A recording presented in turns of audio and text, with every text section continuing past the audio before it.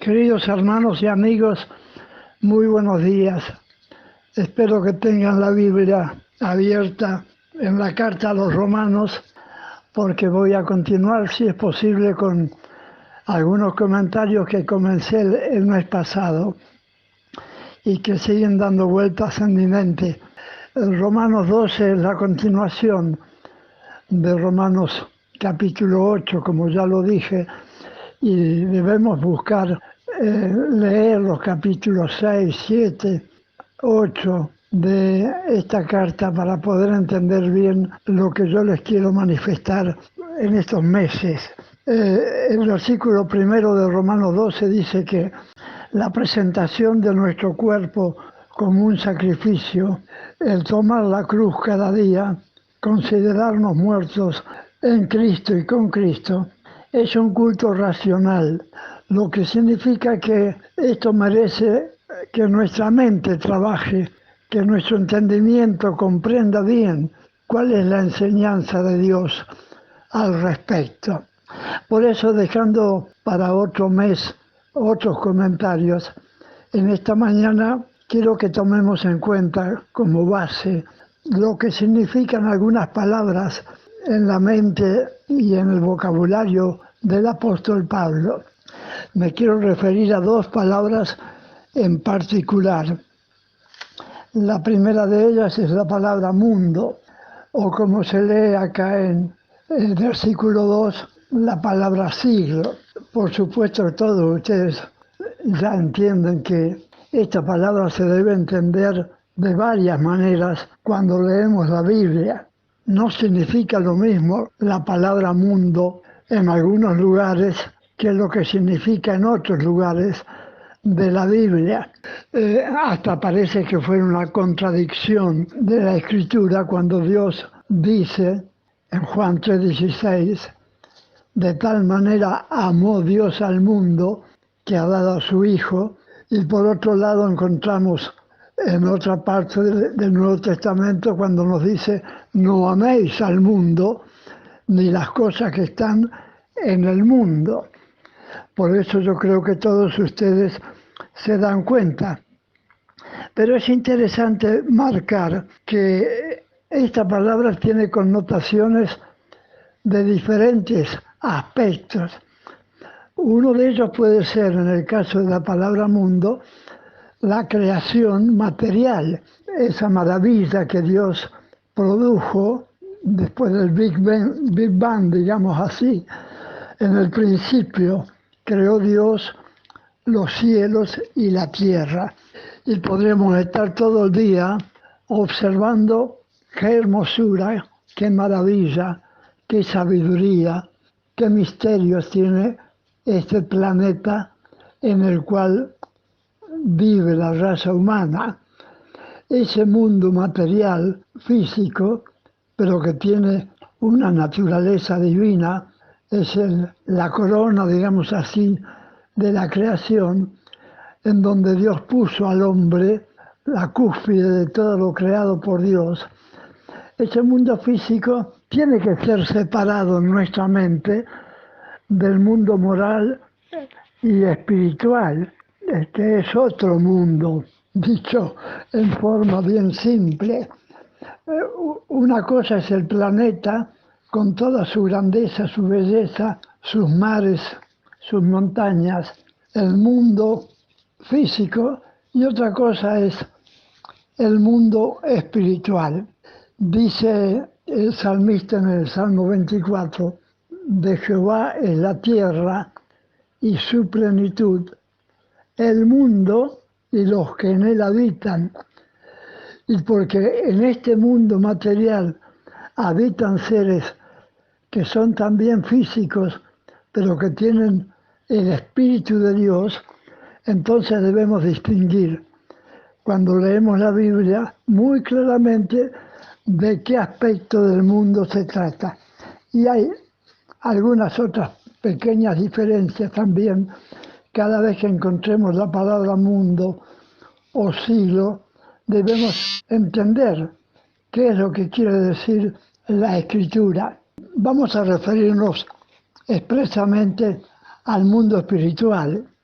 que está lleno de habitantes y de entes y de detalles. En la Escritura, en esta tierra, se nos enseña que está el Espíritu de Dios obrando, pero se nos enseña también que hay otros espíritus que son los dueños de este mundo, valga la redundancia, potestades, señores de las tinieblas de este mundo, que operan en los hijos de desobediencia. Y cuando pensamos en los enemigos del cristiano, en las fuerzas de maldad que trabajan en contra de la nueva criatura, podemos reconocer a lo menos 3 enemigos bien claros, bien categóricos, operados todos desde las profundidades de la habitación de Satanás, diríamos del infierno, huestes espirituales de maldad en las regiones celestes. Yo no sé dónde está la sede central, pero acá en esta sucursal del infierno podemos notar la presencia y la obra de Satanás, que en su nombre tenemos el enemigo más grande. El otro enemigo operado por Satanás es el mundo, en ese sentido de un ambiente en donde se mueven las fuerzas del mal para tratar de ganarles a las fuerzas de Dios. Efesios capítulo 6 nos muestra que debemos estar firmes contra las acechanzas del diablo, tomando toda la armadura de Dios. Y la batalla tiene como ganador al Hijo de Dios. Pero es una batalla dura y debemos considerar al mundo como un instrumento de Satanás que continuamente es usado para que no hagamos la voluntad de Dios. ¿Se acuerda, Pedrín, de que nuestros pensamientos comienzan por una referencia a cómo podemos experimentar la voluntad de Dios? Y el mundo, como vamos a seguir mirando después, es el instrumento principal fuera de nosotros para que Satanás tenga la capacidad de derrotarnos. Anda alrededor de los creyentes buscando a quien devorar y lo hace por medio de muchas cosas que están operando, vuelvo a decir, en el mundo. Satanás, número 1, el mundo, número 2, y nuestro propio yo, número 3. Porque el alma humana fue derrotada en el jardín del Edén y pasó a ser también, como lo enseña la Escritura, un instrumento, una herramienta de Satanás para la perdición eterna. Y al tomar Jesucristo la naturaleza humana y no cometer ningún pecado, pudo presentarse a Dios, y así Dios lo había dispuesto desde la eternidad, y así Cristo se había ofrecido desde la eternidad como Cordero Redentor, como un sustituto justo, inocente y limpio, en lugar del alma pecaminosa que merecía y merece la muerte eterna. Dios no puede volver a llevar a su reino al alma caída, al ser humano muerto con Satanás por sus delitos y pecados, no lo puede llevar así a su reino eterno. Y por eso lo compra, lo redime y lo salva eternamente en la cruz del Calvario. Dice Jesucristo que el Hijo del Hombre no vino para ser servido, sino para servir. Y sirvió el justo para salvar a los injustos, para llevarnos a Dios. Y aquí es donde se presenta nuestro enfoque, dándonos cuenta de que, si bien es cierto, tenemos la vida eterna al haber confiado en Jesús, debemos reconocer que todos los que confían en Jesús tienen que librar una dura batalla en la que somos más que vencedores, porque nada ni nadie nos puede separar del amor de Dios que es en Cristo Jesús. Todo eso se va desarrollando en los capítulos previos a este capítulo 12 de Romanos. En el capítulo 7 especialmente, San Pablo habla de la otra palabra que yo quiero mencionar en esta mañana y que merece una consideración especial, porque ya se refiere exclusivamente a nosotros, a ti, mi hermano, mi hermana, y a mí, a cada uno, que es en el capítulo 7 y en muchos otros capítulos y versículos de San Pablo, la palabra cuerpo, que al igual que la palabra mundo, tiene que reconocerse en sus varios significados o aspectos o variantes. Así como en la palabra mundo varía el término que se usa, y en Romanos 12 se usa la palabra siglo, que es el tiempo que pasamos en este mundo, así también con la palabra cuerpo se usan otras palabras, especialmente la palabra carne. Y entonces, si nos atenemos al significado primario, la primera acepción que encontramos en los diccionarios, ni la palabra cuerpo ni la palabra carne nos sirven de mucho, porque actualmente y desde hace muchos siglos, cuando se habla o se escribe del cuerpo y de la carne, se refiere más bien, en algunos lugares enteramente, a la parte biológica, que en el caso del animal es totalmente biológico, porque no es un alma viviente, pero que en el caso del ser humano es también biológico, un poco parecido al mono o a la mona, pero con una mente y un alma que le da la capacidad de tener un ser, un ente espiritual dentro de ese cuerpo. Pero el cuerpo, la carne, es como el planeta Tierra, es una maravilla de la creación.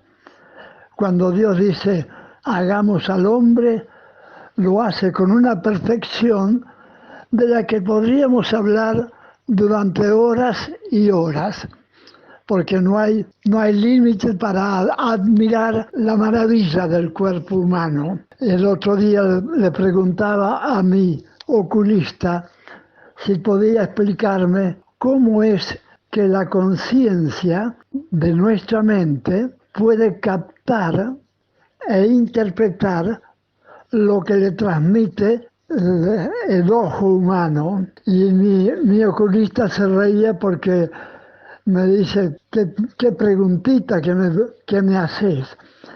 Esa es la pregunta del millón. Bueno, esa es una de las maravillas, porque ustedes me están escuchando solamente la voz y el corazón espiritual de ustedes y la mente de Cristo está captando cosas y pensamientos y realidades de una manera maravillosa. Muy bien, cuerpo humano que tiene dentro de sí, funcionando en el hipotálamo o en el cerebelo o en el cerebro, para alimentar el yo, el alma. Yo sé que es complicado y no le pido a ninguno de ustedes que se ponga a hacer lo que yo hago a veces, ¿no? A filosofar, a profundizar. Viva la vida en Cristo feliz. Pero recuerde que en su interior hay un enemigo latente que fue atacado por Satanás y que usando a su cuerpo penetró en la vida. Recordamos que Satanás tentó a Eva simplemente con el fruto de un árbol, pero Dios, que hizo el cuerpo y que hizo a Adán, sabía todo eso y sabía cómo iba a salvar al ser humano.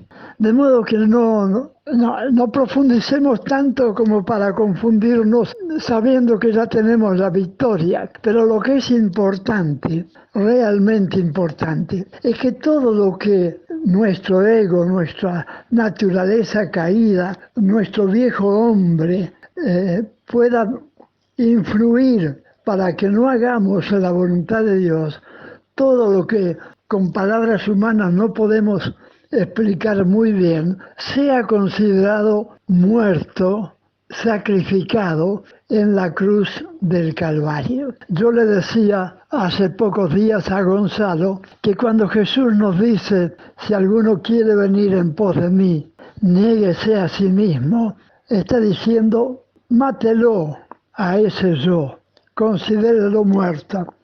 Y dice más Jesús, tome su cruz cada día. Y muchas veces yo he preguntado a mis hermanos, y se lo ha preguntado el cristianismo de todos los siglos, ¿qué significa tomar la cruz cada día? Impera una interpretación equivocada. Muchos cristianos, millones de cristianos, han considerado que tomar la cruz es resignarnos a aguantarse los sufrimientos que nos vienen a nuestra vida.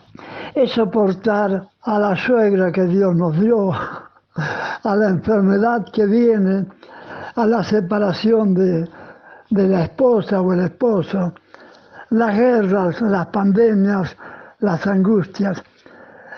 Y bueno, hay que sufrir, esa es nuestra cruz. Y de ninguna manera tenemos que interpretarlo de ese modo, porque si tomar la cruz cada día significara eso, entonces estaríamos a la par del mundo entero, del mundo de los inconversos, de los impíos, de los no renovados por el Espíritu Santo.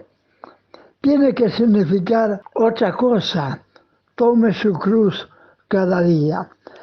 Y para eso tenemos que recordar que cuando Jesús, los discípulos, los habitantes de Galilea, de Jerusalén, de Samaria, veían a una persona pasar por la calle cargando una cruz, no pensaban que ellos tenían la misma suerte. Esa persona que llevaba la cruz iba directamente a morir y ya se lo podía considerar muerto, porque indefectiblemente terminaba su vida acá en la tierra. Por eso, mis hermanos, quiero insistir, o más bien me complazco en insistir, en que recordemos que Jesús ocupó nuestro lugar, pero no para que nosotros seamos liberados de esa muerte, sino para que nosotros nos consideremos muertos con Él y en Él. Esa es la enseñanza y la verdad del Nuevo Testamento y del nuevo nacimiento. Con Cristo, dice el apóstol, estoy juntamente crucificado. Ya no vivo yo. Lo que ahora vivo, lo vivo en la fe del Hijo de Dios. Y así como Cristo resucitó, también nosotros resucitamos. Y nuestro placer, nuestra alegría, es vivir ahora en una vida nueva, en novedad de vida. Si alguno está en Cristo, hay una nueva creación. El próximo mes seguiremos deleitándonos en estos pensamientos y avanzando un poquito más en el capítulo 12 de la carta a los Romanos. Que el Señor les bendiga y les acompañe.